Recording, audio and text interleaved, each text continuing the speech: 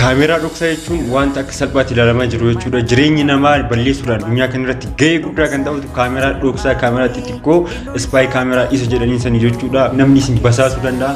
Sa'aatii manaa irratti mana fincaanii keessatti iddoo isin uffatatti jiratan bakka isin ni ganneettu jechuudha. Kaaniitiin jireenya keessan balleessuudhaaf itti fayyadamu.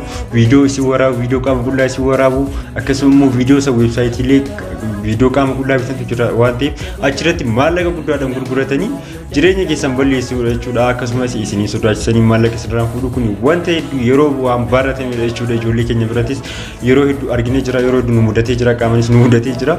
So kanarraa of eeguudhaaf kun isin fayyadamu itti fayyadama. Appilikeeshiniilee ni jira, appilikeeshinii wantoota kana qoratan jechuudha. Kan detect godhanii iddoo inni jiru isinitti himan jechuudha. Iddoo shakkitan iddoo secret fakkeenyaaf amma sa'aatii manaa wantoota akkasii kenni appilikeeshinii kana banuudhaan shamarrootti kenna kabajamuuf jaallatamu baga deebitanii gara peejii keenyaa dhuftan. Eegaa shakuudha har'as wanta haaraa wanti isin barbaachisuuf jedhu tokko qabadee dhufee jira. Yeroo hedduudhaaf barreeffama peejii kanarratti dubbataa turre, waggoota hedduu oliifis barreeffama maxxansaa turre. Yeroo hedduu kaameraa dhoksaa girgiddaa irratti akkasumas mana fincaanii iddoo isin beekne sa'aatii manaa keessa iddoo garagaraatti jechuudha. Iddoo namni shakkii keessa kaa'uudhaan qaama namaa waraabuudhaan akkasuma weebsaayitii guddaa galii hedduu argamsiisu irratti jechuudha gurguratanii qaama namaa galii hedduu namoota ittiin argatantu jira. Akkasumas wanti kun hanga jireenya namaa balleessuu ittiin ni gaha jechuudha. Darbee argaas jirra. Ijoollee keenya hedduurras kan gahedha jechuudha. Wanta qaamaanis argaa jirudha. Baay'ee wanta nama gaddisuu ittiin raawwatan jechuudha. Wantooti kun irraa ofii kun dirqama haala ittiin irraa ofii kanis qabanii dhufee jirra hanga xumuraatti nafaan tura. Dursa irratti kaameraan dhoksaa iddoo garagaraatti jechuudha kan kaahanii fakkeenyaaf iddoo mana fincaanii, mana siree, iddoo isin uffatatti qayyaratan jechuudha, uffatti jijjiirtan. So iddoo kana jechuudha, iddoo secret ta'an jechuudha, iddoo dhoksaa ta'an kaahanii iddoo isin hin niyyanne jechuudha, iddoo namni ni niyyaata jedhamee hin yaadamne namoonni dara isinitti yaade tokko jechuudha. Jireenya keessan balleessuudhaaf namni jiru tokko jechuudha. Waan kana salphumatti godhee jireenya keessan guutumaan guutuutti waggaa guutuu isin waliin jiraata jechuudha. Viidiyoo waraabee tokko waggaa guutuu isin waliin jiraata. So kanarraa akkamitti of eegdan, akkamitti irraa of eeguun danda'ama?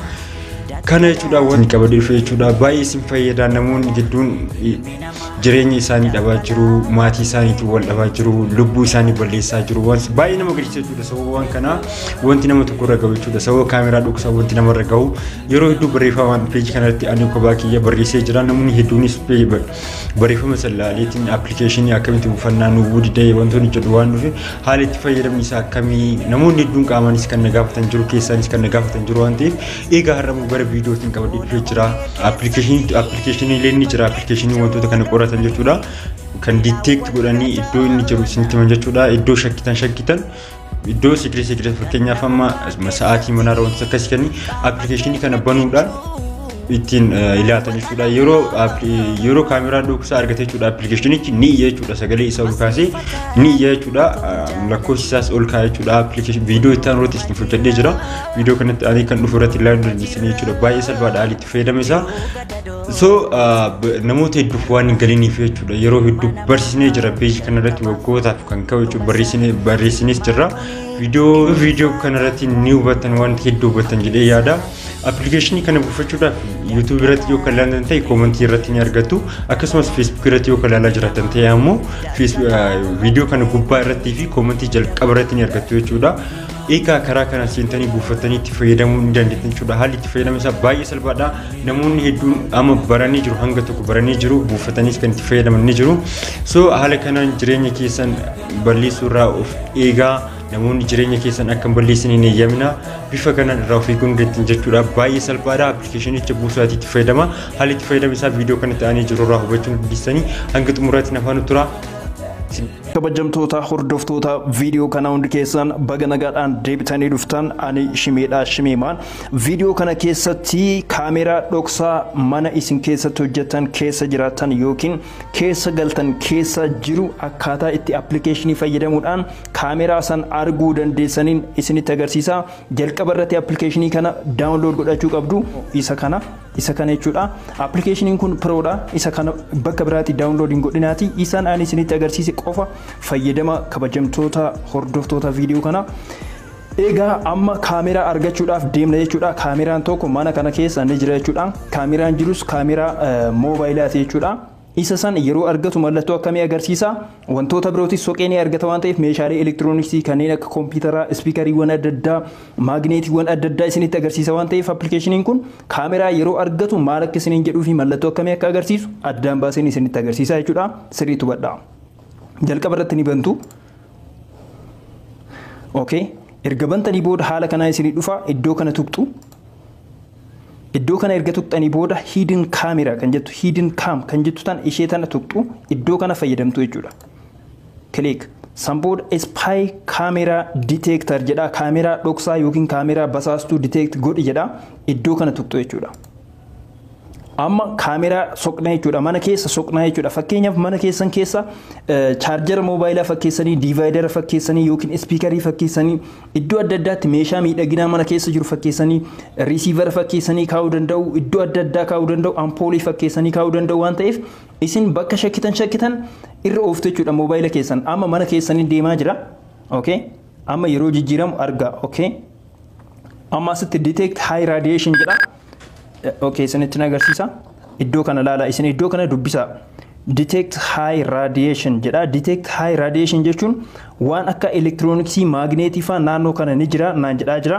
kaameraa yeroo argatu immoo maal jedha kun amma jijjiiramaa jira okay portal kaameraa jedhaa jira portal kaameraa yookiin ispiikarii xiqqoo wayiitti jira badhee kana naan jedhaa jira kun amma argitanii jirtu sagalee isinitti dhageessisa nama riikoordi waan godhaa jiruufi okay amma kaameraa bira yeroo ga'u kun akkana isin jedha portal kaameraa jedha okay potential kaameraa jedha dhiifama potential kaameraa yookiin immoo small kaameraa small speakerii tu naannoo kana jira sirriidha kaameraa as jira jechuudha yeroo kaameraa argu akkana ta'e jechuudha yeroo kompiitara adda addaa argu immoo amma isinitti agarsiisa kompiitara yeroo argu maal akka jedhu okay